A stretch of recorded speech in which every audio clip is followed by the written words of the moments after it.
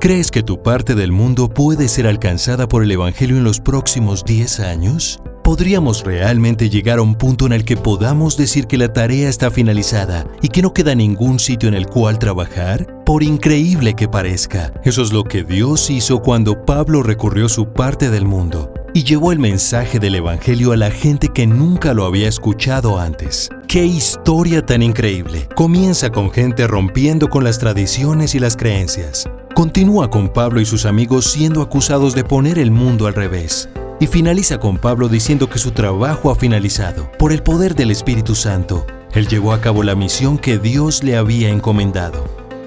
En un periodo de 10 años, caminó más de 2.400 kilómetros, estableciendo las bases de la multiplicación, de forma que el mensaje pudiera llegar a unos 22 millones de personas. Sigamos a Pablo por Asia Menor y Europa en sus 3 viajes como misionero y veamos qué ocurrió. Comienza en la primavera del año 46 después de Cristo. El Espíritu Santo envía a Pablo y Bernabé desde Antioquia. Los creyentes de Antioquia oraron fervientemente por Bernabé y Pablo cuando fueron enviados. Pablo rompió algunas normas cuando enseñó en las sinagogas. Les dijo a las personas no judías que también tenían un lugar en la familia de Dios. Pero muchas de las personas judías que lo escuchaban se enfadaban. Los viejos paradigmas y las viejas creencias cambiaron rápidamente en cuestión de tan solo 2 meses. La gente no daba crédito. Jesús era para todos, no solo para los judíos. Los celos provocaron revueltas. Se suscitó la persecución. Pablo y Bernabé se la quitaron de encima y continuaron su viaje compartiendo la buena nueva. Estaban dejando a su paso discípulos llenos de júbilo y del Espíritu Santo. Los nuevos creyentes se sentían reforzados y alentados. Pablo y Bernabé regresaron a sus pueblos para designar ancianos en las nuevas iglesias.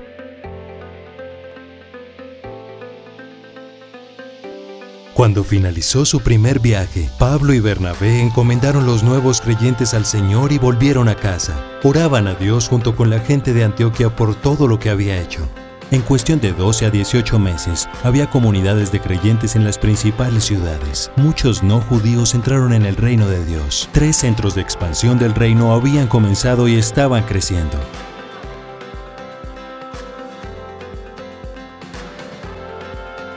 Mientras Bernabé y Marcos se marcharon a Chipre, Pablo partió con Silas. Sentían la responsabilidad de reforzar la fe de las nuevas iglesias.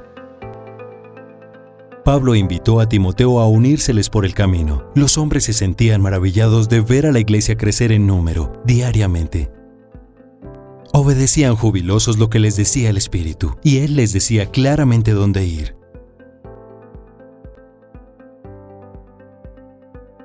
Difundieron el Evangelio e iniciaron nuevas comunidades de creyentes. Muchas de las autoridades comenzaron a molestarse con ellos. Veían cómo el mensaje del Evangelio trastocaba sus normas culturales. Pablo y Silas se regocijaban mientras oraban y cantaban himnos, incluso cuando terminaban en prisión. Algunos judíos devotos y autoridades civiles se sentían molestos cuando escuchaban a Pablo hablar sobre Jesús. Tanta gente iba a venir al reino que Pablo fue acusado de poner el mundo al revés.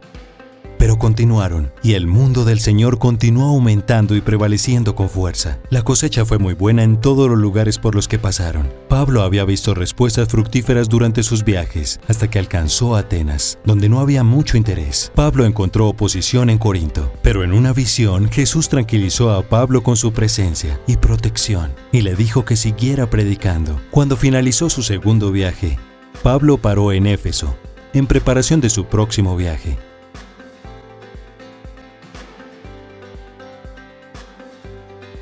Regresó a Siria, y la iglesia que había ahí se sintió animada al escuchar el impacto que había tenido el Evangelio en su viaje. Se regocijaron por el hecho de que el reino de Dios continuara expandiéndose. El mismo patrón de expansión y nuevas iglesias con nuevos líderes continuó en todas las ciudades. Cada vez más personas no judías entraban en el reino. Ahora había 5 centros de expansión del reino.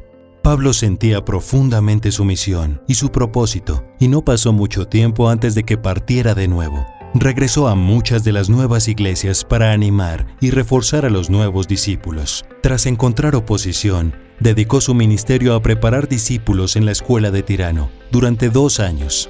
Los jóvenes discípulos recibieron con entusiasmo y la gran experiencia. Y después de solo 2 años, todos los que residían en Asia habían escuchado el Evangelio, tanto los judíos como los griegos. Era una época emocionante, y Dios estaba haciendo milagros extraordinarios. Nuevos creyentes hacían cambios vitales radicales, y sus nuevas vidas reflejaban la gloria de Dios. Algunas personas rechazaron el Evangelio, algunas permanecieron abiertas y curiosas, y algunas creyeron y aprendieron cómo hablarles a otros sobre una nueva vida en Jesús. Pablo escogía los lugares estratégicamente y compartía el Evangelio por doquiera que iba. Rápidamente evangelizaba a nuevos líderes y los ponía al frente. Las iglesias se reprodujeron y alcanzaron muchos lugares. Se llegó a los centros regionales y ayudaron a los ministerios locales a expandirse. Fue en esta época cuando Pablo escribió a los creyentes romanos: desde Jerusalén hasta el Ilírico, por todas partes he esparcido la buena nueva de Cristo. He terminado mi labor en estas regiones. Imaginen ver cómo los cimientos de tu ciudad o grupo de personas se colocan completamente durante los próximos 10 años. Dios es hoy el mismo que era en los días de Pablo. Aún invita a todas las personas del mundo a probar y experimentar el gran amor que siente por ellas. Aún trabaja hoy animando a los creyentes a llegar a una generación entera con el Evangelio.